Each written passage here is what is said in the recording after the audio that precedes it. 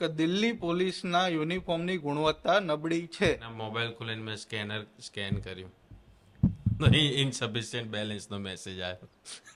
એટલે પછી અમે બસમાં જવાનું નક્કી કર્યું વિચારો કે ટ્રેને રહેવા દો, હવે આપણે બસમાં જઈએ.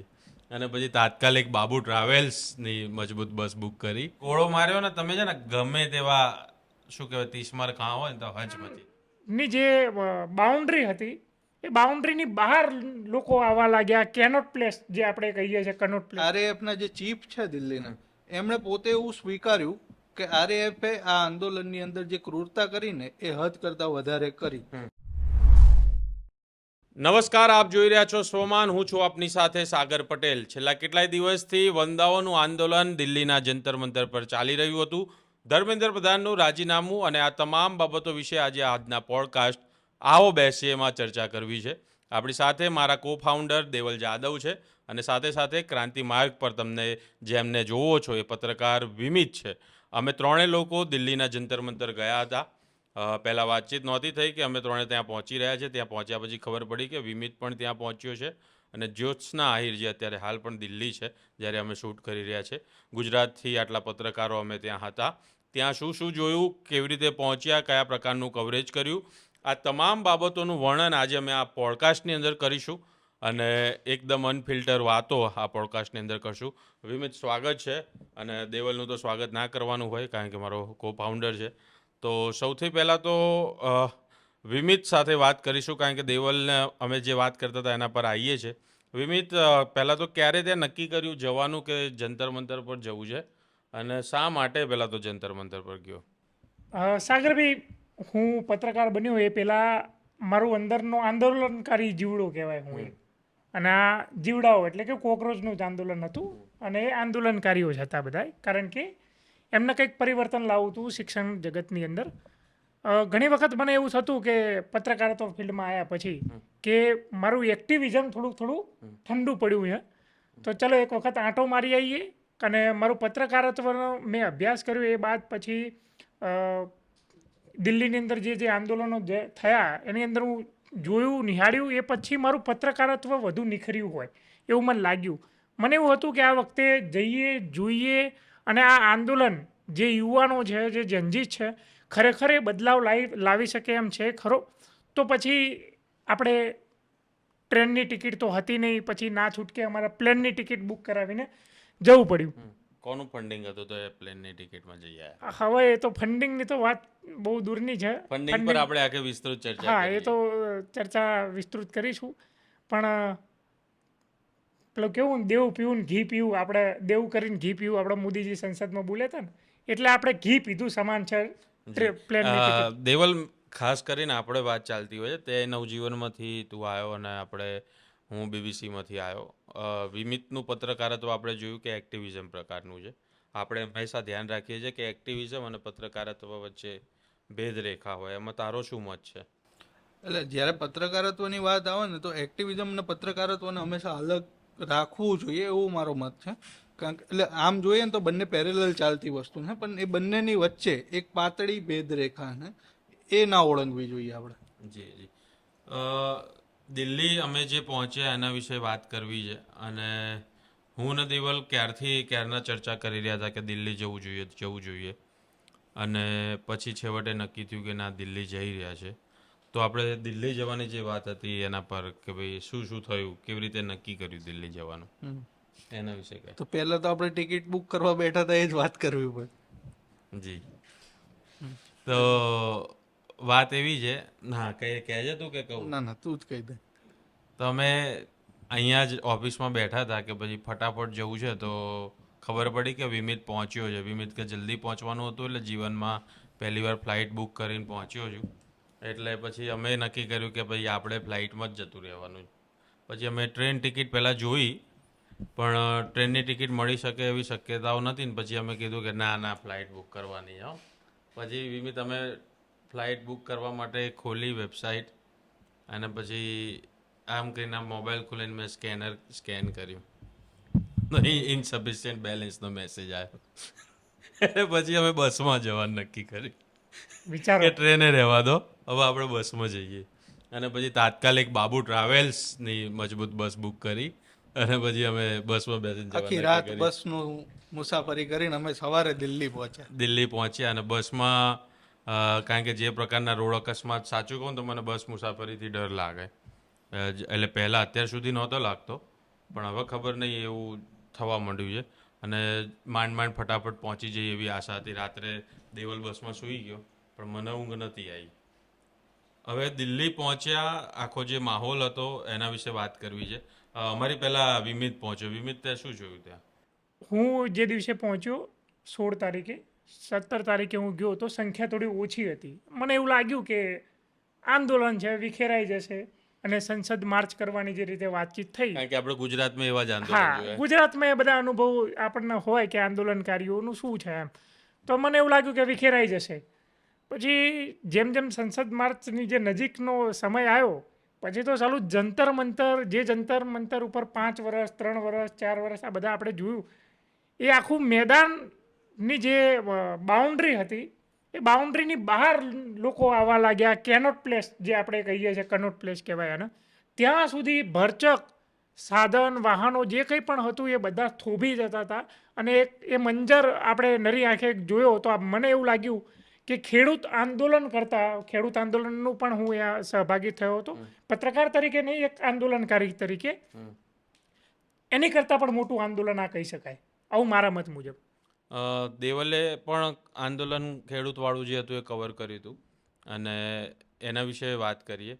પણ દેવલ, સૌથી પહેલાં આપણે ત્યાં પહોંચ્યા અને મહત્ત્વની ત્યારે તારું શું અવલોકન હતું ત્યાં, જે માહોલ હતો એને લઈને?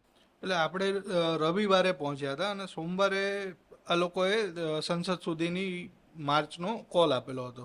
એટલે આપણે જ્યારે પહોંચ્યા ને ત્યારે જે સંખ્યા જોઈ ને એ જોતાં મને એવું લાગ્યું હતું કે આ લોકોની સંસદ રેલીમાં 5-7 હજાર લોકો જોડાશે, એનાથી વધારે લોકો નહીં આવે. પણ જે બીજા દિવસે રેલીમાં લોકો જોડાયા ને એ જોતાં બધું ગણિત જ ખોટું પડી ગયું.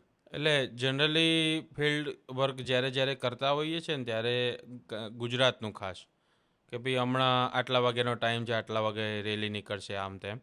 એટલે અમે તે સવારે રાત્રે મોડા સુધી આપણે બધા ત્યાં ઇન્ટરવ્યૂ કરી રહ્યા હતા અને સવારે નક્કી કર્યું હતું કે પાછું વહેલા ઉઠવાનું છે. પણ અમને અંદાજ હતો આગળના દિવસના થાક પ્રમાણે કે સવાર વહેલા ઉઠી શકવાના નથી ને 9 વાગ્યાનો ટાઈમ છે તો શાંતિથી જ જઈશું. મને અંદાજ નહોતો કે આટલી, સાચું કહું તો અમે ટેકન ફોર ગ્રાન્ટેડ જ એટલું લીધું હતું કે રાત્રે પબ્લિક હતી પ્રમાણમાં, પણ આ હદે પબ્લિક આવી જશે એવો જરાય અંદાજ નહોતો. અને સવારમાં નાસ્તો કરીને શાંતિથી અમે નીકળ્યા અને ત્યાં પહોંચીને જોયું તો વાસ્તવિકતા એવી હતી કે તું કઈ બાજુ હતો ખબર નહીં વિમિત, પણ જંતર મંતર સુધી પહોંચવાના રસ્તા જ બ્લોક હતા. પબ્લિક જ એટલી હતી, રિક્ષા તો ક્યાં સુધી પહોંચી શકે એવી કોઈ પોઝિશન જ નથી. જે જનપથવાળા 4 રસ્તા હતા, પેલું ફુવારાવાળું સર્કલ, જેથી સામે રાજીવ ચોક થઈને બધા ટોળા આવતા હતા. એટલે છેલ્લે મેં કદાચ આપણા ત્યાં IPLOનું કવરેજ કર્યું, સ્ટેડિયમની અંદર વર્લ્ડ કપ ફાઇનલોનું કવરેજ કર્યું, તો એની અંદર મેટ્રોમાં જે રીતે ટીમની જર્સીને ધ્વજ લઈને લોકો નીકળતા હોય છે ને, એમ મેં આંદોલનમાં જ્યારે એક સિગ્નલ નીકળે એમ ખબર પડે કે એક મેટ્રો આવી, એટલે આમ ટોળા વસૂડે, આમ કે પેલા મેળામાં જાતે ના આવ્યા ને. ક્યાં સુધી તમે લોકોને કહો કે ભાઈ આ કોઈ પાર્ટી પ્રેરિત કે આ કોઈ બીજા પ્રેરિત છે આંદોલન? આ તો બધી સ્વયંભૂ સવાર કોલેજ જવાનું ઘરેથી કંઈ નીકળેલી પબ્લિક હતી. ખભે થેલો પહેર્યો હોય નીકળી પડ્યા, ઘણા માસ્ક પહેરીને નીકળી પડ્યા. ઘણા તો ખોટું બોલીને આવ્યા હતા, કારણ કે એમના મા બાપનો ડર હોય. સરકાર કરતાં વધારે ડર અત્યારે મા બાપનો હોય. મા બાપના સરકારનો ડર હોય. મા બાપના સરકારનો ડર હોય છે. એટલે ઘણા તો મા બાપને ખોટું બોલીને આવ્યા હતા કે ભાઈ અમે આવી તો કોઈ જગ્યાએ જઈએ છીએ.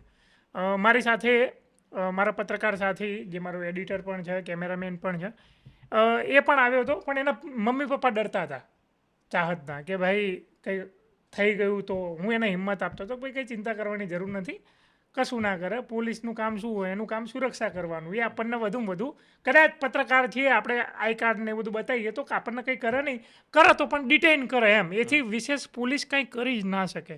પોલીસની એવું કોઈ કરવાની કોઈ એ જ નથી. પણ જે રીતે પોલીસનો પછી જે લાઠીચાર્જ થયો, એ લાઠીચાર્જ બહુ ક્રૂર હતો. અત્યાર સુધીના વિદ્યાર્થી આંદોલનની અંદર આવો લાઠીચાર્જ ક્યારેય નથી થયો.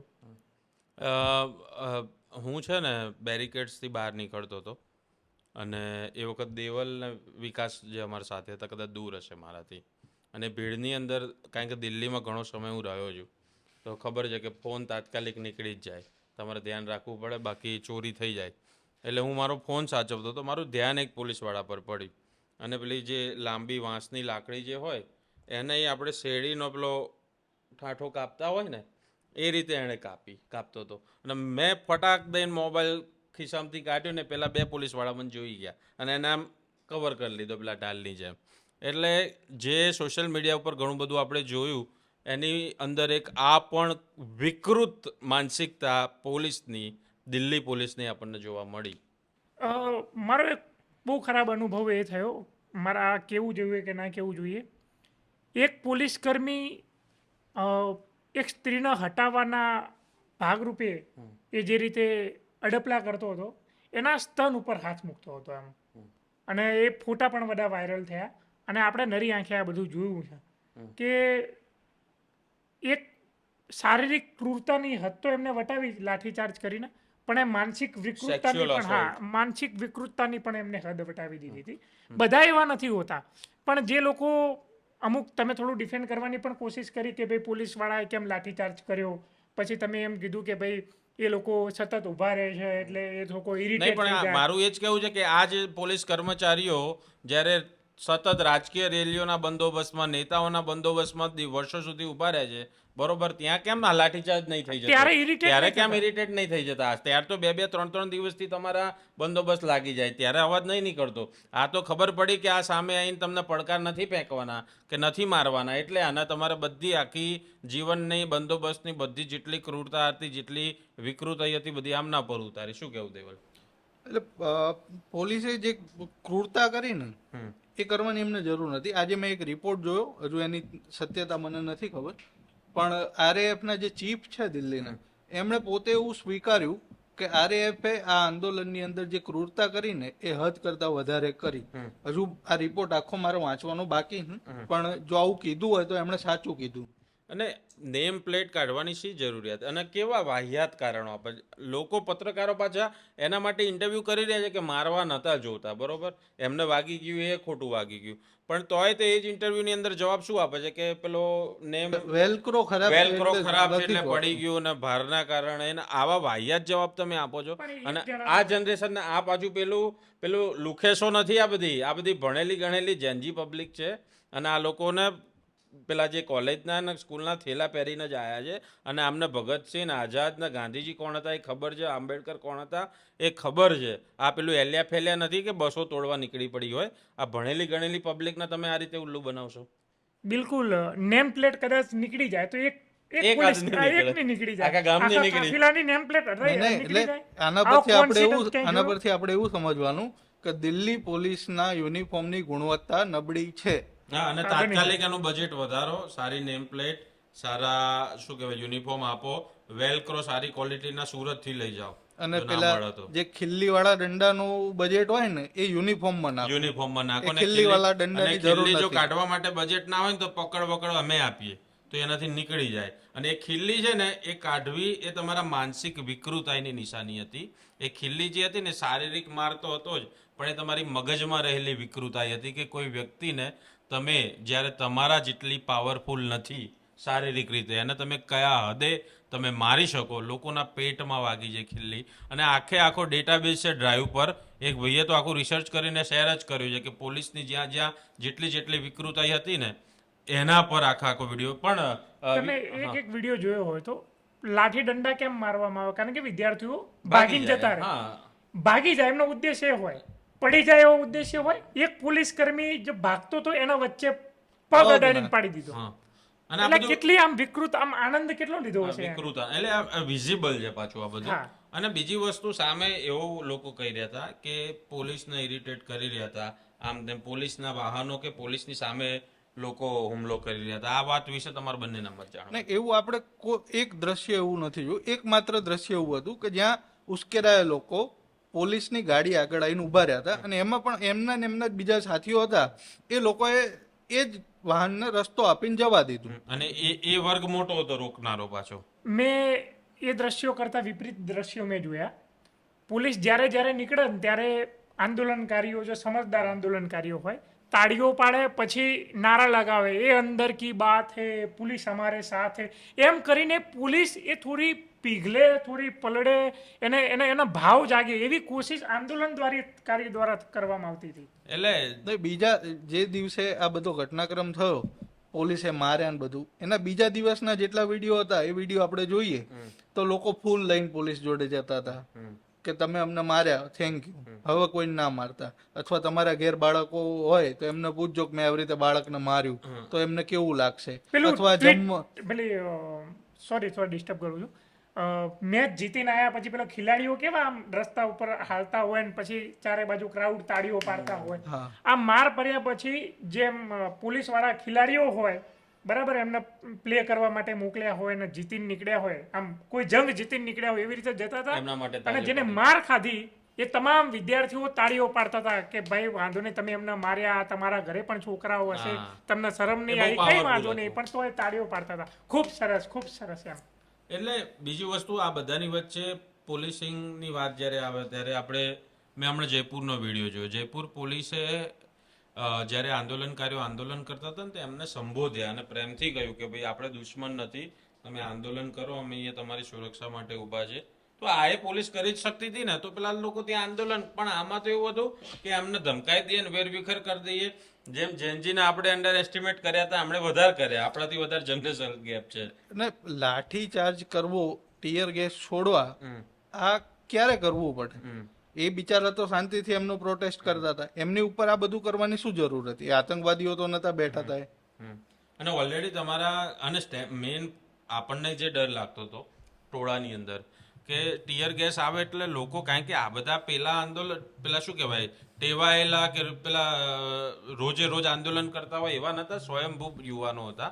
અને આમને રોજની પ્રેક્ટિસ ના હોય શું કેવી રીતે ફીલ કરવું, કેવી રીતે આની અંદર બિહેવ કરવું. હવે આની અંદર સ્ટેમ્પેડ જેવી પરિસ્થિતિ થઈ જાય તોય તે પછી વાંક યુવાનો આવે. અથવા તમે આંદોલનકારીઓને જોયા તો આપણને એવું લાગે કે બધા ભણેલા ગણેલા, બંધારણ વાંચ્યું હોય ઘણા, એવું આપણને લાગ્યું, પુસ્તકો વાંચ્યું એવું લાગ્યું. કારણ કે આપણે એમની સાથે કન્વર્ઝેશન કરીએ, ચર્ચા કરીએ, એટલે આપણને એમના શબ્દોની અંદરથી એમની મેચ્યોરિટી ખબર પડે, પોલિટિકલી મેચ્યોરિટી.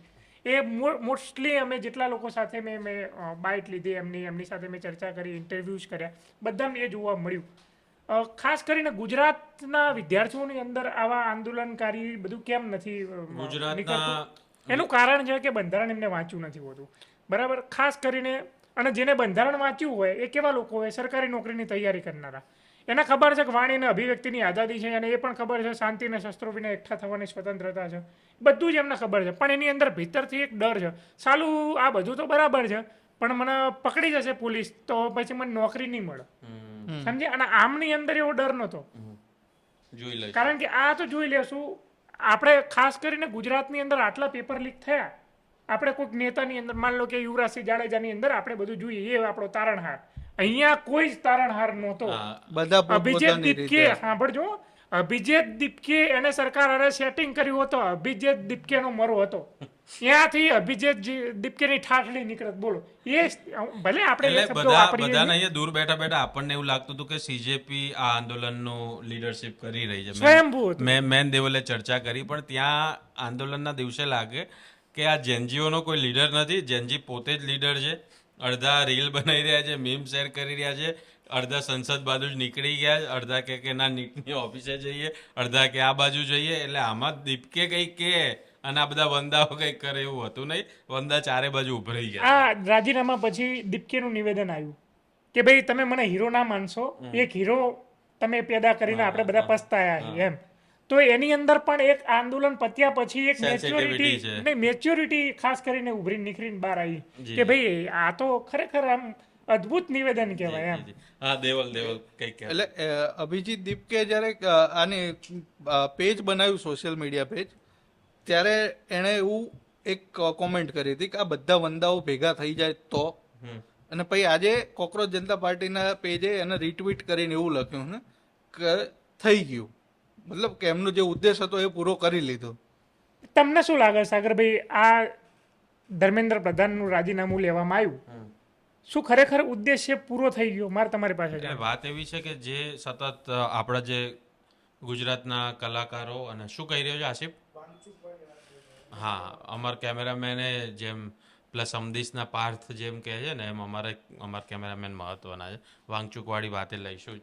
હા, એટલે હું શું વાત કરી રહ્યો તો એ ફ્લો એને એનો સવાલ હતો કે રાજીનામું આપી દીધું હા તો તો ઉદ્દેશ પૂરો જવાબદાર થયો. હા એટલે આમાં એવું છે કે 12 વર્ષથી જ્યારે અને રાજનાથ સિંહનું જે સ્ટ્રોંગ સ્ટેટમેન્ટ હતું કે અમારા ત્યાં રાજીનામા ના પડે અમારી એનડીએ સરકાર હા નહીં, રાજીનામા તો યુપીએ યુપીએ સરકારમાં સરકારમાં થાય એનડીએમાં ના થાય એટલે એ જે દંભ હતો એ જે એરોગન્સ હતો ને એ એરોગન્સ અત્યાર સુધી વિપક્ષ કોઈ નહીં તોડી પાડ્યું અને આ જવાબદારી નક્કી થવી જોઈએ લોકતંત્રની અંદર જ્યારે જ્યારે ભૂતકાળમાં 26/11 થયું કે બીજી કોઈ પણ ઘટનાઓ થઈ ત્યારે જે તે વ્યક્તિઓના રાજીનામા નીતિશ કુમારે રેલવે દુર્ઘટના વખતે એ આપ્યા છે બરાબર એ કોઈ પણ હોય લોકશાહીની અંદર રાજીનામા એ છે ને એક નિશાની છે કે જવાબદારીની આનો કંઈ એના આરોપી બનાવી દીધો ને એ વાળી વાત નથી કે તમારા સિસ્ટમની અંદર આ થયું છે એની જવાબદારી એના લીડરે લેવી પડે ધારો કે આની અંદર આંદોલનની અંદર કોઈ મોટી હિંસક ઘટના થાય કે કંઈ થાય તો એની જવાબદારી જેમ અભિજીત દીપકે લેવી જોઈએ એ જ રીતે જ્યારે સરકાર જેના આપણે ચૂંટી છે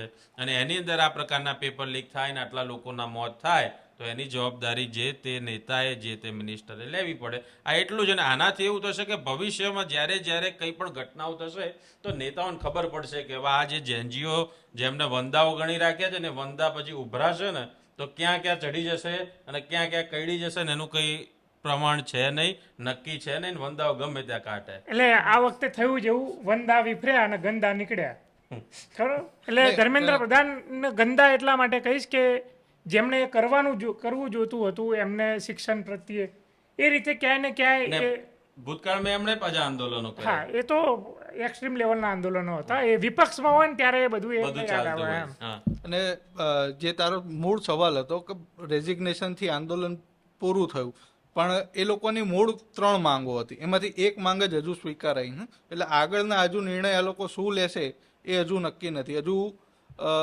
કઈ તારીખ હું બોલું છું પણ એ લોકોએ કેન્ડલ માર્ચનો નેશન કોલ આપ્યો બરાબર જવું છે દિલ્હી કેન્ડલ માર્ચ જુઓ દિલ્હી નથી એ નેશન વાઇડ કોલ છે અને બીજી વસ્તુ એ છે કે આ બધાની વચ્ચે જ્યારે આપણે એમ કહેતા હતા કે ગુજરાત તો ગુજરાતની અંદર ઠેર ઠેર વંદાઓ ભેગા થયા અને એમણે આંદોલન કર્યા આપણી પ્રજા ખાલી મને એવું હતું કે જેમિંગ કરે આ બેઠકો કરે બરાબર થોડું સાંભળે અને પછી આ વેરવિખેર થઈ પણ થોડું થોડું એટલે દિલ્હી જેટલી આપણે અપેક્ષા ના રાખીએ પણ એનો માયલો મરી પરવાર્યો નથી એમના કરોડરજ્જુ હજુ સ્ટ્રોંગ છે જે તે જેને જેવી રીતે થયા ને કાલે ગાંધીનગરમાં મોટી સંખ્યામાં નીકળ્યા અને એ લોકોની અંદર છે અને એ બોલ્યા ખાસ કરીને જે આની અંદર જરૂર નથી ને એ કલાકારોએ પોતે નિવેદનો આપીને ઉઘાડા પડી ગયા અને એના કરતાં ના બોલ્યા હોત તો કદાચ બચી જાત એ બોલ્યા ને એમાં એમનો મોરો થઈ ગયો ને આ જ જેનજી એમના કોન્સર્ટો કરાવીને મોટા કર્યા અને આ જ જેનજી કહે કે ભાઈ હવે તો તમારો વારો પાડી દઈશું ડાયરા કલાકારની આપણે વાતચીત કરીએ છીએ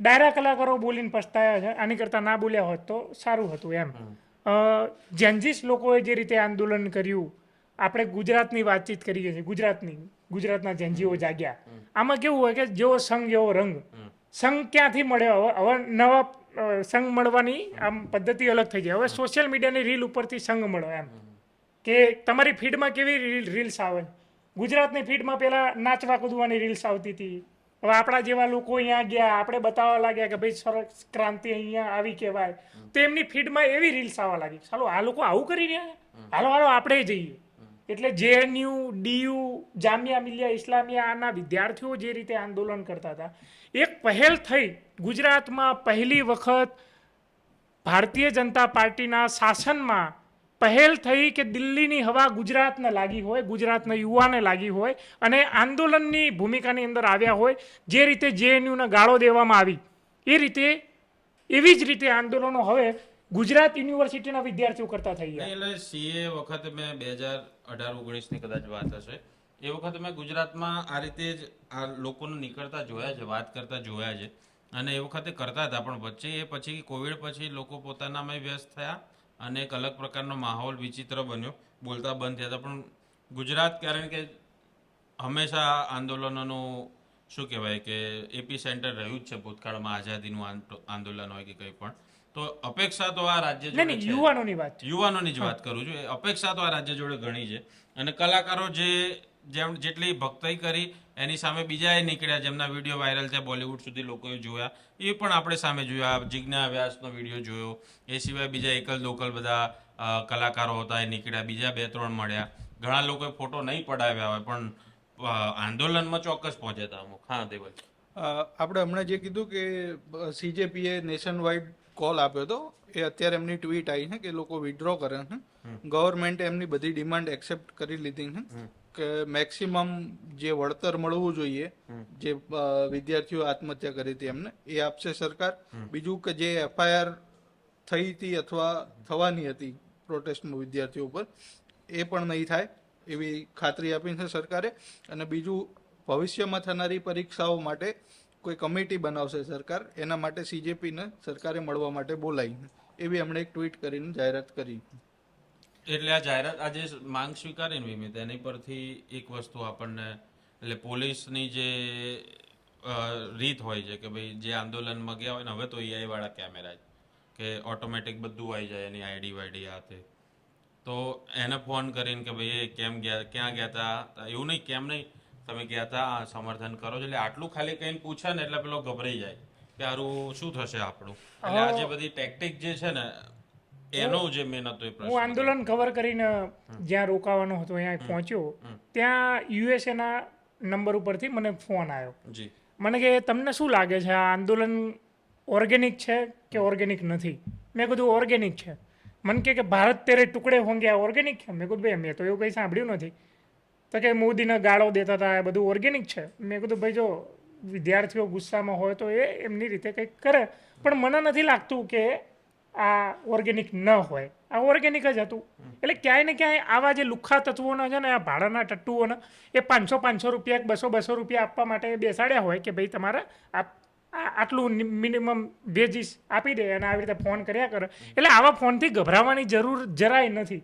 ખાસ કરીને જેટલા વિદ્યાર્થીઓના આવા ઘણા બધાના ફોન આવ્યા છે. ને એ અમને કહો, અમે એ કવરેજ કરીશું. હા બિલકુલ, કોઈ ધમકાઈ રહ્યું હોય, તમને કોઈ કંઈ કશું કરી રહ્યું હોય તો અમને ચોક્કસ કહેજો. કાલે અમને ગાંધીનગરથી એક વિદ્યાર્થીનીનો ઓળખ છુપાવવાની શરતે અમે એની જોડે વાત કરી અને વિડીયો મૂક્યો કે હોસ્ટેલને પીજીમાં એવું કહી રહ્યા છે કે ભાઈ તમને ખાલી કરાવી દઈશું. તો વાંધો નહીં, મેં કીધું અમને મોકલો એનો ઓડિયોની પેલું આપણે અત્યારે તો એઆઈ છે બધું ચેન્જ કરીને એની ઓળખ છતી ના થાય એમ રજૂઆત કરી. અને બીજા ઘણા બધા લોકોના કે કોણ હતું બતાવો આમ તેમ, પણ આપણે એની વાત લોકો સુધી પહોંચી ગઈ એટલે બીજો હિંમત આવી ના કરે કે એકલ દોકલ જઈને ધમકાવે ખાલી કરે દે. કારણ કે પોતાના માટે પોતે બોલવાનું હોય. અને આ તો પાછા મેડિકલના સ્ટુડન્ટ હતા. તમે એમ કહો છો કે ભાઈ કે જેને તેને આંદોલનમાં નીકળી ગયા છે, તો મેડિકલ વાળા તો મેડિકલની વાત કરશે જ ને. મને એ ખબર નહીં પડતી આ ઓળખ છતી ન કરવાની, આ બહુ કાયરાની બાબત છે. એટલા માટે કહું છું, તમને કહું હું એટલા માટે તે બધું જોયું. હા, અહીંયા હું તાર જોડે એટલા માટે અસહમત છું કે તું બજારમાં નીકળ્યો હોવ તે તારું એક્સપોઝર અલગ લેવલનું હોય. જે નીકળ્યું નથી, પોતાની દરેક લોકોને એક્સપોઝર, એની હિંમત એ બધું અલગ અલગ લેવલનું હોય. અને એ છતાંય આટલી હિંમત કરવી ને એ બહુ મોટી વાત છે. એટલે બધાની એક્સપોઝર જે પ્રમાણે સમાજની અંદર મળ્યું હોય, લોકોની વચ્ચે મળ્યું હોય, અને એની સામે પ્રતિકાર કરવો ને એ બધાની પોતાની રીત અલગ છે. તારું શું કહેવું? એટલે જેને બોલવું હોય ને, પોતાનો અવાજ રજૂ કરવો હોય, આઈડલ વસ્તુ એવી છે કે પોતાની ઓળખ છતી કરે. પણ હવે જો એને બીક લાગતી હોય અને આપણી જોડે આવ્યો હોય, એની જોડે પુરાવા હોય પૂરતા, તો આપણે એની ઓળખ છતી ન કરીને પણ એ સમાચાર ચલાવીએ તો એમાં કઈ ખોટું નથી. નહીં, એમાં શું થાય ઘણી વખત આપણી ઉપર પત્રકારો ભરાઈ જાય છે, આપણી ઉપર એલિગેશન થાય, પત્રકારો ભરાઈ જાય છે એની અંદર. મેં એટલે જે શબ્દ વાપર્યો, ફલાણાએ લેટર આપ્યો હોય એવી રીતે ન્યૂઝ બનાવ્યા, પછી પત્રકારો ભરાઈ ગયા. નહીં, મેં એટલે જ છે ને એ શબ્દ વાપર્યો કે પૂરતા પુરાવા હોય ત્યારે. અને એટલા માટે જ આપણે મેં પણ એવું કહ્યું કે ભાઈ હું રેકોર્ડ કરીશ. આ અમે છતું નહીં કરીએ કે, પણ એના માટે અમારે માહિતી તો જોઈશે તમે કોણ છો. હું એકવાર રેકોર્ડ તો કરીશ, અથવા નહીતર અમે સમાચાર નહીં ચલાવીએ. એટલે એ વાળી વાત છે. એની વચ્ચે ખાસ કરીને જ્યારે ટીયર ગેસ છૂટ્યો ત્યારે અમે ત્રણે સાથે હતા. એ વાળી થોડી પરિસ્થિતિ વિશે વાત કરી લેવી. ટીયર ગેસ પુષ્કળ છૂટ્યા.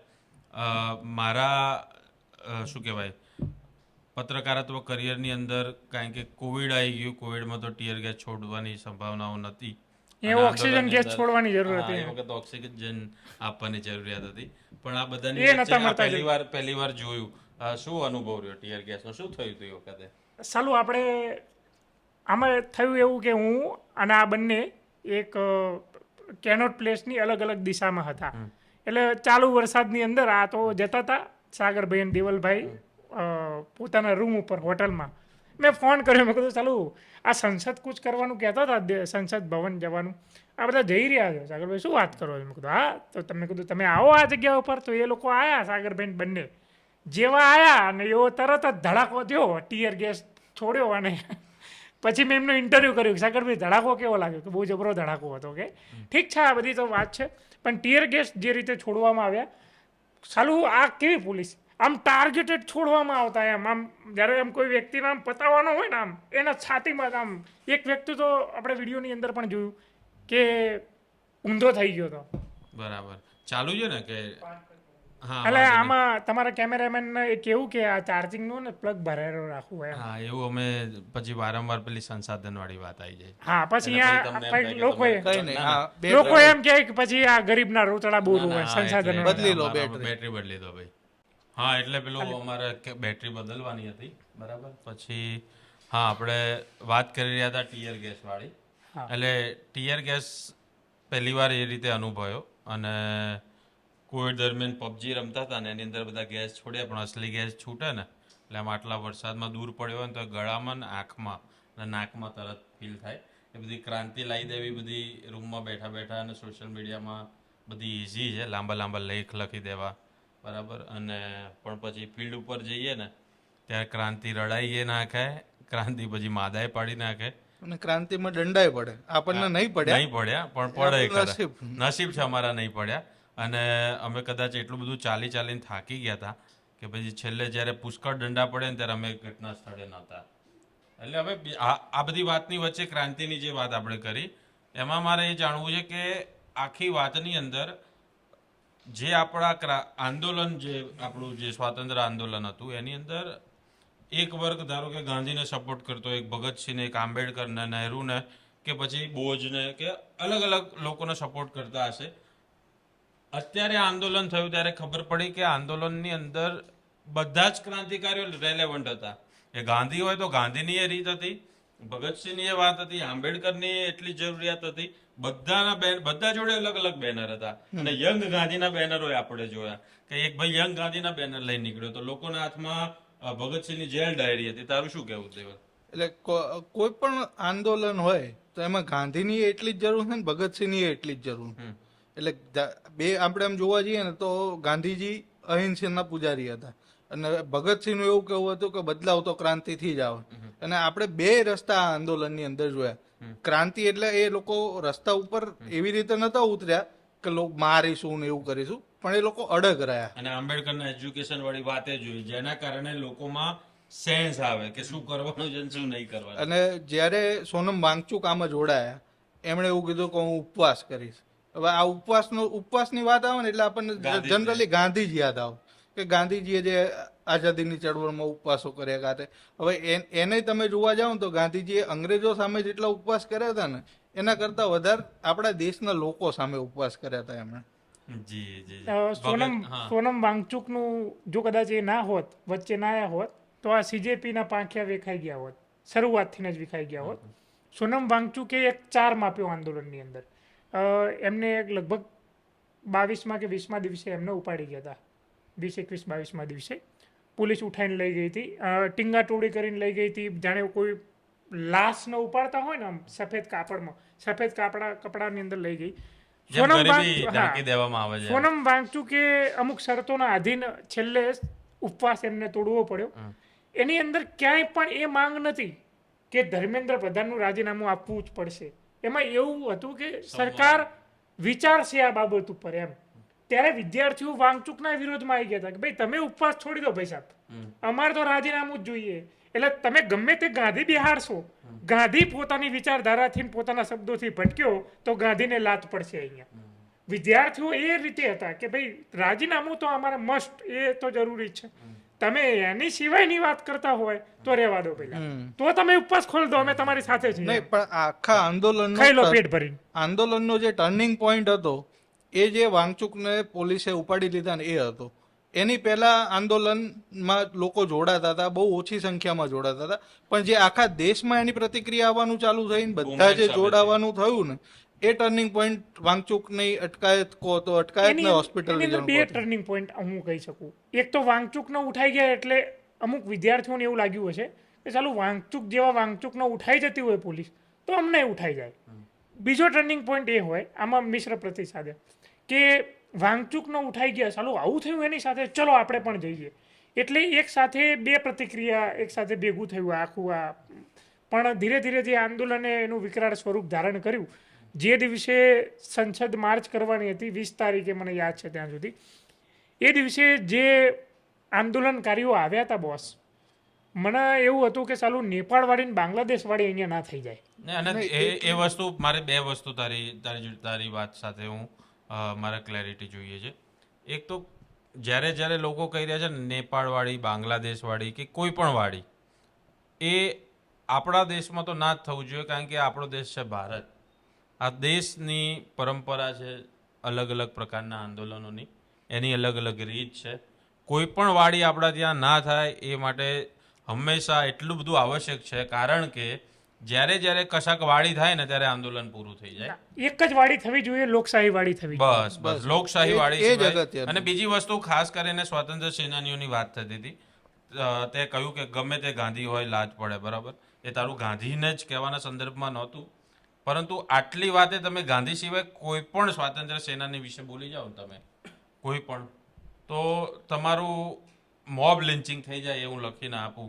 ગાંધી આટલી છૂટ આપી હતી. એટલે ગાંધીની એટલે જ આપણે ખાસિયત એ ગાંધીને જ હતી કે ગાંધીએ પોતાને ગાળ આપવાની એ છૂટ છૂટ આપી. આપી. એટલે જ આપણે કહી શકીએ છીએ, બાકી બીજા કોઈને કશું કહી શકાય નહીં. આમાં આ વાતથી થોડોક અસહમત એટલા માટે છું કે ગાંધી આપણા દેશની અંદર જાતિવાદ છે એ માનો છો ને તમે લોકો, ગાંધીની કોમ્યુનિટીની સંખ્યા થોડી ઓછી છે. હમણાં ગાંધીની કોમ્યુનિટીની સંખ્યા વધારે હોત તો ગાંધીને ગાળો આપણે ના દઈ શકીએ. કોમ્યુનિટીની વાત જ નથી. ગાંધી દેશના ગાંધી છે. અને નહીં, આ તો ખાલી વાત છે. નહીં, તમે નહીં, આ હા, જો હું જે વિચારો. વાત કરી છું ને, જે હું સ્વાતંત્ર્ય સેનાની તરીકેની વાત કરું છું. એટલે કોઈ પણ નેતા હોય એને જાતિના નેતા બનાવવા કરતા જાતિના નેતા કોઈ જાતિના લોકોએ બનાવી દીધા. અત્યારે આંદોલનમાં હું જોયું, તમને એને એ જ કહું છું. આંદોલનમાં જોયું, આંદોલનમાં ક્યાંય જાતિ જ નથી. આંદોલનમાં એ કોઈ આપણે વાત નેતાને તું કરવી જાતિના નેતા તરીકે સ્પેસિફાઈ કરી શકું? બિલકુલ નહીં, બિલકુલ કારણ કે નહીં. પણ મારું કહેવાનો ભાવાર્થ એ અહીંયા છે તો, અને આંદોલનમાં તો એવી પથાર કોઈને પૂછી તમે નહીં, એટલે કહો. આપણે આંદોલન- કોઈના હાથમાં તમે કોઈ ફોટો જોઈને તમે એને જાતિ વિશે તમે પૂછ્યું હોય તો આ જેનજી જનરેશન શું વલે કરે? નહીં, એટલે આપણે જ્યારે આંદોલનની વાત કરીએ છીએ ને તો આપણે આ વાત કરવી જોઈએ કે આખો આંદોલન જે હતું, આખા આંદોલનમાં ક્યાંય ધર્મ કે જાતિ નથી નહોતી. દેખાઈ. હા. એ વાત અને સાચી. પહેલી વાર મારું આવું આપણે જોયું. આપણે જન્મ્યા પછી તો પહેલી વાર જનરલી આપણે જે ગુજરાતના આંદોલન જોઈએ છે ને આપણે એમાં ગાળ દેવાની વાત ઉપર હતા કે આડકતરી- ગાળ દેવાની વાતમાં એવું છે કે હમણાં કોઈ આંબેડકરના ગાળ દે દે તો સૌથી વધારે બહાર નીકળતું હોય તો કોણ નીકળે? પટેલ નીકળે, દલિત નીકળે. પહેલો વ્યક્તિ કોણ નીકળે? દલિત. કારણ કે જાતિ પ્રત્યેનો લગાવ હોય. સરદારનો કોઈ ગાળ દઈ દે તો ભલે સરદાર પ્રત્યે મને આટલી લાગણી છે, પણ પહેલો નીકળશે કોણ? પટેલ, કે અમારા પાટીદાર. એટલે એટલે એ જ ના ગાંધી થવું હું એ જોઈએ. સંદર્ભમાં હું કહું છું કે જાતિવાદ છે, બરાબર, એટલે આ બધું છે એમ. પણ ગાંધી સાથે ગાંધી કોમ્યુનિટી નહીં, ગાંધી સાથે ગાંધીવાદ જોડાયેલો છે. હા. સૌથી મોટી વાત. અને ગાંધીએ પોતાને એને કંઈ પણ કહી જાવ ને, એટલે પેલો ગોળી મારી ગયો ગોળ છે, એટલે એને કંઈ કહી જાવ એને છૂટ આપી હતી ને, એટલે આપણે ગાંધીને કંઈ બોલી શકીએ છીએ. મારું એ વૈચારિક વાત હતી. હવે આપણે પાછા મુદ્દા આંદોલન પર પર આવીએ, બરાબર? નહીં તો આ તો અવિરત ચાલતો આખો મુદ્દો છે, અને પછી ઇમોશનમાં વહી જવાય. હા, દેવલ, અને આટલો લાંબો વિડીયો ચાલે જોશો ને પહેલા તમે. એ બધા જોશે વિશ્વાસ. હવે તો જોશે. હવે અત્યારે આટલું બધું કરી આવ્યા ને હવે ના જુઓ તો પછી શું મતલબ છે? એટલે હજુ સીજેપીએ તો જાહેરાત કરી દીધી કે અમે અહીંયા અમારું કાર્યક્રમ પૂરો કર્યો. હજુ પણ આ બાળકો જે બેઠા હતા, જે વિદ્યાર્થીઓ હતા, એ લોકો તરફથી શું પ્રતિક્રિયા આવે ને એ હજુ આપણે જોઈશું આગળ. કારણ કે આ બધા જે હતા સીજેપી કંઈ કહી જાય ને માની જાય એ નહોતું એમનામાં પાણી. મેઇન વસ્તુ મિસ કરી ગયા આંદોલનમાં. આપણે બધા નીકળી ગયા, અને અમે જ્યારે હતા ને ત્યારે પાણી પીવા દૂર દૂર જવું પડતું હતું. સખત ગરમી હતી, જમવાની વ્યવસ્થાઓ માંડ અમે બધું કાઢ્યું છે ને, ડિહાઇડ્રેટ થઈ ગયું શરીર, પથરીનો દુખાવો ઉપડી ગયો. પણ આપણે ગયા પછી સ્વિગી અને ઝોમેટો લોકોએ સ્વયંભૂ મોકલ્યા અને ધૂમ મચાવી દીધી. ત્યાં પાણીનો અને જમવાનો ઢગલો કરી નાખ્યો. આપણે દૂર દૂર સુધી જમવા જવું પડતું હતું. પાછળના ગેટથી ત્યાં એકલ દોકલ દુકાનો ખુલ્લી હતી, ત્યાં સુધી આપણે ત્યાં પહોંચવું પડતું હતું. સૌથી મહત્વપૂર્ણ વાત એ કદાચ આપણે ડિહાઇડ્રેટ થઈ જાત તો પણ ચાલી જાત, આપણે ભૂખના કારણે થોડાક વીક પડી જાત તો પણ ચાલી જાત, પણ આપણું જે કન્ટેન્ટ હતું એ સમયસર અપલોડ ના થાત તો સારું એ ના એના ચાલે. માટેનું તો જો હું સૌથી પહેલા કહી દઉં, તમારી ઓફિસ વાળા જાણે છે, દેવલ કામ વગર અહીંથી નીચે ચાલતો ના જાય. અને દેવલને મેં જે ચલાવ્યો છે અને એ જાતે ચાલ્યો, હું તો શું ચલાવું. અને જેટલું ચાલ્યા છે ને, પેલું બેલ્ટે કહી દીધું, વોચે કહી દીધું કે ભાઈ આજે બહુ થઈ ગયું અને હવે ના ચાલશો. હવે ના ચાલશો. અને દેવલ એટલું બધું ચાલ્યો ને પછી છેલ્લે કે ભાઈ બસ હવે જેને આવવું હોય આવો, હું બેઠો રિક્ષામાં. બરાબર. દેવલ તારે ચાલવા વિશે થોડું કહી દે. નહીં એટલે કામ હોય ત્યારે તો હું ચાલી જ લઉં છું. એટલે બાકી ચલાવી લઉં. નહીં, આ આંદોલન હોય કે ખેડૂત આંદોલન હોય, એ રોજના 10-15 કિલોમીટર હું ચાલતો હતો. ખેડૂત આંદોલનમાં ચાલતો હતો, આમાંય ચાલ્યો. પણ હવે કામ પતી ગયું, પછી શું કામ ચાલવું પડે? પછી તો રિક્ષા કરી જ શકીએ ને આપણે. મારો કેમેરો પકડવાનો અવસર કદાચ દેવલભાઈને મળ્યો એક વખત, અને પછી મારું તો કેવું છે કે ખબર છે ને, ભાડી જવું ને હું તો પછી દોડ્યા કરું એમ કે મૂકતો ભાઈ નહીં, મૂકતો ભાડી નથી. જવાનું દોડ્યા કરું નહીં, મૂકતો નહીં. એટલે પછી દેવલભાઈ કે censorship જેવું આવતું સાલું નહીં આનો એના. કેમેરો પકડીને મેં બહુ ભૂલ કરી નાખી. એટલે મને એમને થોડો ઠપકો નહીં, આપ્યો એમાં કે- મેં તને ઠપકો આપ્યો જ ઠપકો તો. આપ્યો એમને મને કે યાર તારે તો બરાબર છે, તું તો આમાં મારે ના દોડાય ને એનું મારે શું કરવું. અને શું કહેવાય કે તમારામાં ગમે એટલી હિંમત હોય, તમે ગમે એટલું તમે આમ મોટી મોટી હોશિયારીઓ મારતા હોય ને કે ગામમાં ગમે તે આવે અને પાડી દઈએ ને આમ કરી દઈએ ને તેમ કરી દઈએ. આંદોલનની અંદર સૌથી જોરદાર વસ્તુ મેં જે અનુભવી ને, બરાબર, એ ટીયર ગેસ બંદૂકથી કે હાથથી નાખતા હતા ને એ વાત અલગ હતી. ને પેલું જે મોટું વ્હીકલ હતું એને શું આપણે ત્યાં વજ્ર કહે છે, શું કહે છે? હા, નહીં, વજ્ર જુદું, એનું જુદું એમનું હોય, દિલ્હી એનું નામ પોલીસનું નથી. નામ અલગ હશે, પણ એ વ્હીકલ તમે અંદાજ મારી ગયા છો.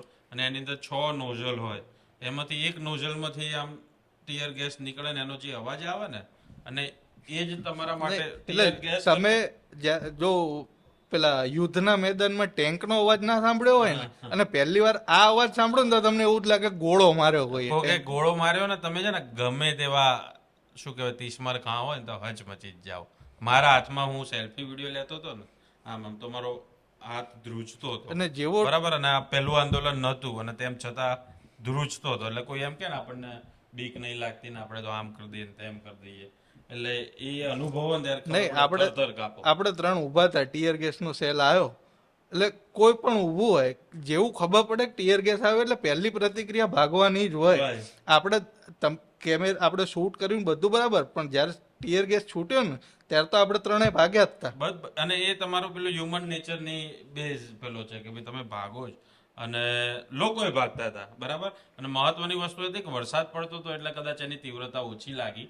બાકી આંખ તો આટલા દૂર હતો તો એ બળવા જ માંડી હતી. એ વરસાદથી યાદ આવ્યું કે જ્યાં સુધી વરસાદ ના પડ્યો ને ત્યાં સુધી આંદોલનકારીઓની જે સંખ્યાઓ તમે જુઓ કે વરસાદ પડ્યા પછી બમણી થઈ.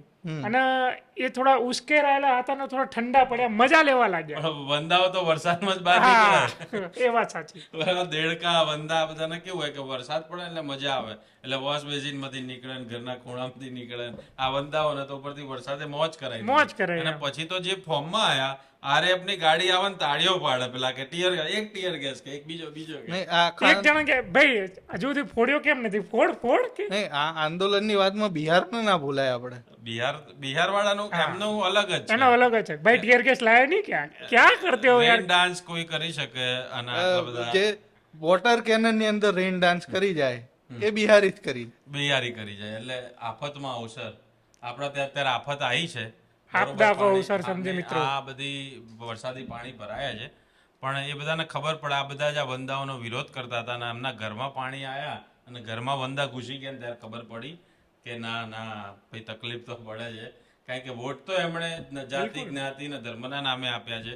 કોર્પોરેટરના તો ઓળખતા નથી તો જઈને ફરિયાદ કોને કરશે હવે. બિલકુલ.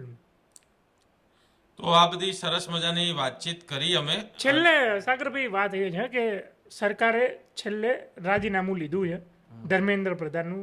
ધર્મેન્દ્ર પ્રધાને આપ્યું છે અને સરકારે લીધું છે. આના તમે કઈ રીતે જુઓ છો?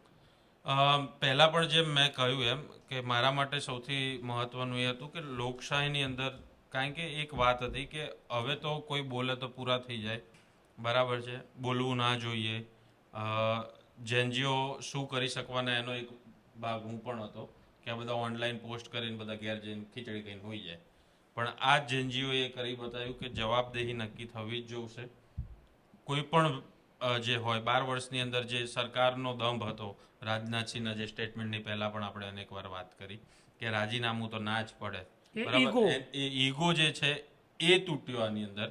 આ ધર્મેન્દ્ર પ્રધાનનો રાજીનામાથી પેપર લીક બંધ જ થઈ જશે એ વાળી વાત નથી, પણ ભવિષ્યમાં બીજા પેપર લીક થશે કે ખરાબ પેટ્રોલ આવશે કે બીજી કોઈ ઘટનાઓ ઘટશે તો એના પર અવાજ ઉઠાવવામાં આવશે અને હવે લોકો હિંમત કરશે. જે પહેલાની સરકારોમાં થતું હતું, અત્યારે અનેક વાર મારા ઘણા બધા મિત્રો સવાલ કરે એ વખત ક્યાં હતા, એ વખત ક્યાં હતા. અરે એ વખત હું ભાજપમાં હતો, બરાબર. એ વખત ભાજપમાં રહીને હું વિરોધ કરતો હતો. અન્ના હજારેનું આંદોલન હતું ને તો મને યાદ છે, સ્કૂલથી આવીને થેલો નાખીને સીધો પેલી અન્નાવાળી ટોપી એ વખતે બધે ફરતી હતી. તો અમારા ગામના RSS વાળા જોડે અમે જઈને સાણંદમાં અમારું એક મંદિર છે ને ત્યાં જઈને સાંજે મશાલ યાત્રા કરી હતી, બરાબર. ત્યાં આરતી ઉતારી હતી રાત્રે અને ભારત માતાની જયના અમે નારા લગાયા હતા. તો એ વખતે દેશ વિરોધી અમે નહોતા, પણ અત્યારે તમે કવરેજ કરો છો અને વંદાઓ બોલે છે તો એ દેશ વિરોધી થઈ ગયા. આવું તો કેવી રીતે? અને મને કે 2014 પહેલા કે કશું થતું જ નતું. મેં કીધું 2014 પહેલા તો કોંગ્રેસની ઘાણી કાઢ નાખતા હતા અમે, કારણ કે એ વખત તો ભાજપના કાર્યકર્તા થઈને કેસ પહેરીને ફરતા હતા. ભાજપમાં હતા ખરેખર? ભાજપમાં એ વખતે જર્નલિઝમ એ નતું કર્યું. ભલે 18 વર્ષથી નાના હતા પણ એ વખતે વિચારધારા આજુબાજુની જે હતી એ અમારી હતી. અને કોઈ કહે તો હું તો જ કહી શકું એ વખત ક્યાં હતા, ભાજપમાં હતો. તો તમારા પૂર્વ જે ભાઈ બંધુઓ જે છે ભાજપ વાળા આજે એમને અંધભક્ત કહેવામાં આવે છે, આમ તો પણ હું તો એમને એમ કહું છું કે તમે બધા તો નવા ભક્ત બન્યા છો, અમે તો જૂના અંધભક્ત છીએ, બરાબર. ના આંખો તો ક્યારે બધું જોયું, બજારમાં ફર્યા, બધું જોયું ત્યારે એકે જો મેં હમણાં જ એક ભાઈ મને કહેતો હતો કે તમે તો આમ આદમી પાર્ટી વાળા છો, આપ વાળા કે તમે ભાજપિયા છો, ભાજપ વાળા કે કોંગ્રેસિયા છો. તો મેં એને જવાબ આપ્યો તો સરસ. મેં કીધું છે ને, મોદીના ભક્ત નથી થવાનું, કોંગ્રેસના ચમચા નથી થવાનું અને ગોપાલના ગમછા નથી થવાનું. એટલે આ બધું જ અમે આ બધાથી અત્યારે અમે એકદમ છૂટા થઈ ગયા છે, આઝાદ થઈ ગયા છે. અમને તો જ્યાં જેવું દેખાશે ને એની વલે તો ઉતારી જ દઈશું. અમારું અત્યારે કામ જ આ છે, પ્રજાનો અવાજ બનવાનું છે. પ્રજા ખોટી હશે ત્યારે એમને હવે તો રોસ્ટ કરવાના છે જેનજી સ્ટાઇલમાં કે ભાઈ મજા આવે છે ને. બસ અત્યારે આ જ આપણું પત્રકારત્વ છે, કારણ કે સમય બદલાયો છે ને એ રીતે જરૂરિયાત છે. પરંપરાગત જે પત્રકારત્વ હતું, જે સ્ટુડિયોની અંદર બેઠા બેઠા થતું હતું, જે એક સરસ મજાના કપડાં પહેરીને થતું હતું, પરંપરાગત તો ભાઈ ફિલ્ડમાં જ થતું હતું. એ નહીં, આજે કોર્પોરેટ સેક્ટરનું પરંપરાગત, આમાં કોર્પોરેટ સેક્ટરમાં જ્યારે પત્રકારત્વ ચાલુ થયું એનું જે હતું એ બધું તૂટી ગયું છે. ખાસ કરીને મેઇનસ્ટ્રીમ મીડિયાની અંદર જે રીતે પત્રકારિત્વ થતું હતું, હવે એમના મેઇનસ્ટ્રીમની ગણતરીમાં હવે એ નહીં આવે. મેઇનસ્ટ્રીમની ગણતરીની અંદર હવે સોશિયલ મીડિયાવાળા આવી જશે, એની ભૂમિકા બદલી જશે આખી. અને પત્રકારત્વની પરિભાષા એ સોશિયલ મીડિયાએ ચેન્જ કરી નાખી. કદાચ સોશિયલ મીડિયા ના હોય તો સાગરભાઈ મારા જેવા વ્યક્તિ પત્રકારત્વ તો ના જ કરી શકતા હોય. બીજી વસ્તુ એ કે આપણે જોયું કે ઘણા બધા પત્રકારોનો હોરિયો બોલાયો, પણ એની વચ્ચે એક પત્રકાર તરીકે હું અમારી પોતાની લાગણીઓ તમારી સામે વ્યક્ત કરું છું કે અમે જેમ પોલીસ ફોર્સની અંદર, આર્મીની અંદર લોકોએ જવા દેશ સેવા માટે નક્કી કર્યું હતું, એમ અમે પણ પત્રકારત્વ, કોઈ પણ પત્રકાર જ્યારે આવ્યા હતા ત્યારે એમને કંઈ ચેન્જ લાવી દેવો હતો, એમને કોઈની વાતો લોકો સુધી પહોંચાડી દેવી હતી. એમના સાથે અન્યાય થયો હોય પણ કે હું બીજાનો અન્યાય સહન નહીં કરું, એના માટે પત્રકારત્વમાં આવ્યા હતા.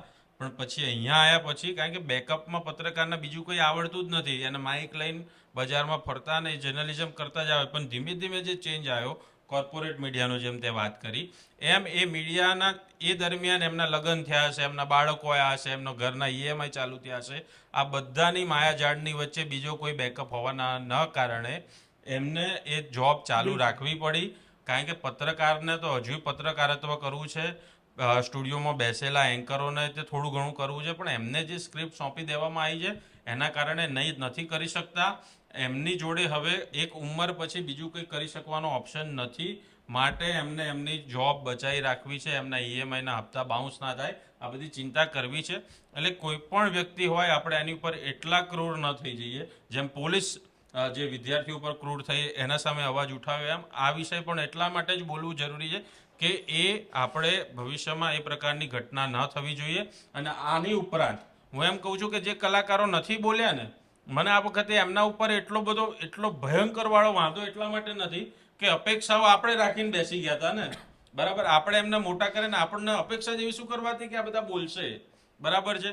અને બીજી એક મને ખાસ દેવલ વાત કરી, એક અભિનેતા જ છે એમણે જ કરી કે સાગર, જ્યારે કલાકારો આ જેટલા પણ છે એક સમય સરકારી કાર્યક્રમોમાં કે એનાથી એમને પૈસા નહોતા મળતા, એ સમય સારી ગાડીમાં સારા ઘરમાં રહેતા હતા, 2 ટાઈમ સારું જમતા હતા ને વિદેશ યાત્રાઓ એમને લોકો બોલાવીને ત્યાં ગરબા વરબા કરાવતા હતા કે બીજા કોન્સર્ટ કરાવતા હતા, બરાબર. એ આજે પણ કરાવી રહ્યા છે. કદાચ સરકારી કાર્યક્રમોને એના 2 પૈસા, એની સબસિડીઓ, આ બધાના લાભ નહીં મળે, પણ એવું જીવન તો સામાન્ય એકદમ શું કહેવાય કે પેલું કોન્ફિડન્સ વાળું એકદમ સ્વમાની જીવન તો આજે પણ જીવી શકશે. તો શા માટે આ કરોડરજ્જુને તોડી પાડવું? એટલે એની સામે આવા કલાકારો એ મત રજૂ કર્યો છે અને એ વધારે, સૌથી વધારે મને એનો આનંદ થયો છે અને એ વાતની મજા પડી ગઈ કે ના, હજુ ભલે આ વર્ગ હોય, બેલેન્સ કરવાનો જેણે આ વખતે ટ્રાય કર્યો ને એના તો પબ્લિકે ભૂક્કા બોલાવી દીધા કે ભાઈ તમે તો ભાઈ આના કરતા શાંત રહ્યા હોત ને તો કદાચ થોડી કે આબરૂ બચી ગઈ હોત. કારણ કે અત્યાર સુધી કેવું હતું કે નતા બોલતા, જવા દો ને ભાઈ, 2 આપણે ટિકિટ જોઈએ, કોન્સર્ટમાં થોડું સાંભળીને જલસા કરીને ઘેર જઈને હોઈ જઈએ, આપણે આ બધું ક્યાં. પણ હવે એમના ઉપર આવ્યું ને પછી આ લોકોએ વાયડાઈ કરીને ત્યારે પબ્લિકે ધોઈ નાખી, એટલે કે ભાઈ તું રહેવા દે, શાંતિ રાખ, તારી તો જરૂર જ નથી, તું મૂકી દે. છેલ્લી કોમેન્ટ હવે 3 ની લઈ લઈએ. કલાકાર ઉપર હું થોડું કહીશ. સોરી, ડાયરા કલાકારે ખરેખર બોલવું જોઈએ. એનું કારણ હું તમને કહું કે એ જનતાની વચ્ચે ફિલ્મ સ્ટાર કરતાં પણ વધારે એ જનતાની વચ્ચે રહે છે. રૂબરૂ જનતા એમને નિહાળે છે.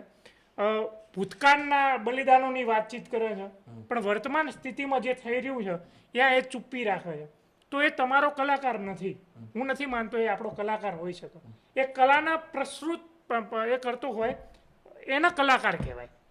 તો અત્યારે જે થઈ રહ્યું છે એના ઉપર એમની શું કલાકારી છે, એના ઉપર એમના શું નિવેદનો છે, એ ઇતિહાસ લખાશે તો હજુ આજથી રાજા મહારાજાના સમયની અંદર ફલાણો મહારાજા આવી તલવાર કાઢતો હતો, બાકા ઝીકી કરતો હતો, આ બધી વાતો કરશે. પણ વર્તમાન એકચ્યુઅલ પરિસ્થિતિની અંદર એ લોકો જે જેન્જીસ કરી રહ્યા છે એની પર બોલે છે, નથી બોલતા. એટલે ક્યાંય ને ક્યાંય વાંધો હોવો જોઈએ. એક આપણે અપેક્ષા નથી રાખતા, અપેક્ષાઓ હોવી જોઈએ કે ભાઈ કલાકાર કેવો હોવો જોઈએ, એની અપેક્ષા હોવી જોઈએ. એટલે આ લોકોને કલાકાર કેવા કરતા છે ને, કથિત કલાકાર, આ શબ્દ હું વારંવાર વાપરું. કલાકાર એટલે કથિત કલાકાર, એમ કે લોકો કહે છે કલાકાર, પણ આમને કલાકાર માનવા ના જોઈએ. હવે વાત કરીએ આંદોલનની, તો હવે આંદોલનમાં આગળની શું પરિસ્થિતિ ઊભી થાય ને એ હજુ આપણે જોવાનું બાકી. કારણ કે મેં હમણાં પહેલાં પણ કીધું કે CJP એ ભલે આંદોલન માંડી વાળ્યું હોય, પણ હજુ છોકરાઓ શું કહે છે ને એ વધારે અગત્યનું.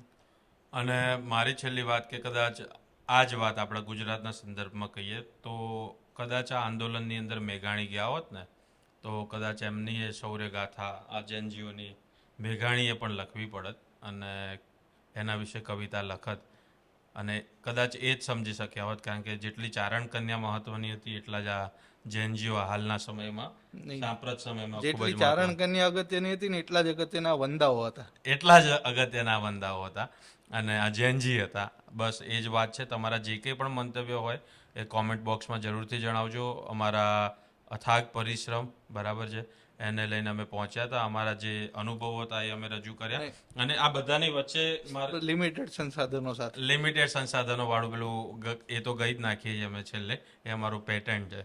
પણ આની વચ્ચે તમે જોયું કે અમારા 3ના પણ જ્યારે જોડે બેઠા છે ત્યારે તમામ વિચારો મળતા આવતા નથી અને એ બધાની વચ્ચે પણ સંવાદ થવો શા માટે જરૂરી છે ને એના માટે આપણે ભેગા બેઠા છીએ. એ પત્રકારત્વ છે, એ જ લોકશાહી છે.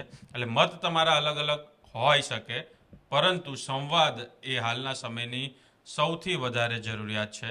તો આ જ પ્રકારે અમારા સ્વમાનના, વિમિતના, ક્રાંતિ માર્ગના તમામ જે વિડીયો છે તમે નિહાળતા રહેજો. તમારા જે કંઈ પણ મંતવ્ય હોય તે ચોક્કસ કોમેન્ટ બોક્સમાં જણાવજો. વિમિતનું પત્રકારત્વ કરવાની સ્ટાઇલ અલગ છે, અમારી થોડી અલગ છે, પરંતુ સંવાદ થવો એ ખૂબ જ જરૂરી છે. માટે ઉદ્દેશ એક છે પત્રકારત્વનો. તમે પણ જે મનની વાતો સાંભળતા હોય, જેની જે કરતા હોય એ સાંભળવા લાગે અને જે સાંભળતા હોય એ કરવા લાગે. કારણ કે સંવાદની વાતચીત કરી તો સંવાદ માટે વાત થવી જરૂરી છે. વાત ફક્ત એક પક્ષની નહીં, બંને પક્ષની થવી જરૂરી છે. અત્યારે હાલ ફક્ત મનની વાત થોપવામાં આવે છે, ક્યારેક મનની વાત સાંભળવામાં પણ આવે. આવી આપણે જનતા પાસે અને નેતાઓ પાસે એવી અપેક્ષાઓ તો રાખી શકીએ. તો આ વિડીયો પસંદ આવ્યો હોય તો લાઇક શેર સબસ્ક્રાઇબ કરી દેજો. આવી માંગણી અમે દરેક વિડીયોને અંતમાં કરીશું જ, કારણ કે અત્યારે હાલ હજુ બીજું કંઈ તો માંગ્યું નથી તમારી જોડે, જે ટૂંક સમયમાં માંગવાનું જ છે. કારણ કે જઈએ ક્યાંય તો એના માટે આર્થિક પરિબળો સૌથી વધારે મહત્ત્વના છે. એના પર વિચારી રહ્યા છે અમે કે કેવી રીતે એ પણ વાત તમારા સુધી પહોંચાડીએ. પણ આ બધાની જ વચ્ચે તમે બીજું કંઈ ના કરી શકો તો સબસ્ક્રાઇબનું જે બટન છે એ ચોક્કસ દબાવજો, કારણ કે અમે અમારો ડેટા એનાલિસિસ કરીએ છીએ. તો જે લોકો ફોલો નથી કરતા અને વિડીયો જોતા હોય છે એની સંખ્યા મોટી છે, તો વિડીયો જોવા જ આવી રહ્યા છો તો એક બટન દબાવી દેવામાં તમારું શું જાય છે, કારણ કે નેતાઓના બટન તો વર્ષો સુધી તમે દબાયા જ છે. નમસ્કાર.